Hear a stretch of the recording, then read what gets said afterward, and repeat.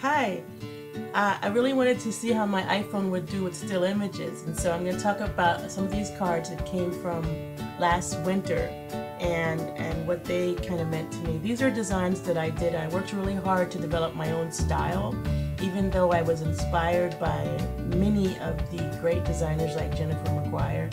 I worked with canvas, as you can see in these cards. I worked with embossing powders, and I just let myself do whatever. In this case, I made those little gifts inside the sleigh, um, and I got the sleigh at a store that let me die cut it. And in this case, for instance, I just kind of had fun with paper and chipboard that I colored and glittered, and sometimes here I used the vellum and the faux stitching I got from what's her name, Star of May on YouTube. And she does a lot of faux stitching, and so I did some of that. And in this one, I actually picked up a Vicks Vapor Rub tablet out of my humidifier and stamped on it and edged it. And I got this really cool thing that I love it because that thing still smells like Vicks. And then this one was a coloring job, but it was really hard because I don't think my vision is so cool, but it was fun to do. And I enjoyed getting inspiration from other people, especially the great artists. Again, I love Jennifer McGuire a lot. I started to add 3D elements like the mistletoe here and the snow on top of the sentiment, the buttons on this card, but only on one gingerbread man. So I was kind of playing with techniques like here repetition and different types of cardstock, which was a lot of fun. I used Fabriano Italian papers quite a bit. The pop-up was an extra stretch for me. I'd never done those before. The canvas was loads of fun, and I really loved combining canvas with embossing powders. You just got this neat thing.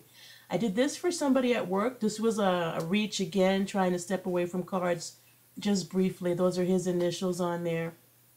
Then I got into Mo's digital pencil.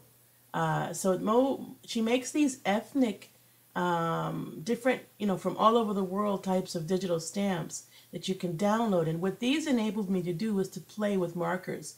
So I got to play a lot with the blender pen and the Stampin' Up markers and the aqua painter. And I even did some Copic markers. And what I learned is just how powerful and how distinct an image can change based on the technique of the markers and glitter pens and it's just really amazing what you can do with markers. And so I bought all of Stampin' Up's markers as a result of that, and I don't know how many Copic markers I own. Then I got into scraps, and here I'm just taking a whole bunch of scraps, and I learned not to throw things away, that even the smallest thing can come together in a card and just make this really cool. This is actually a bag that I got a gift in, and I stamped out squares from the bag to make this thank you card for the gift.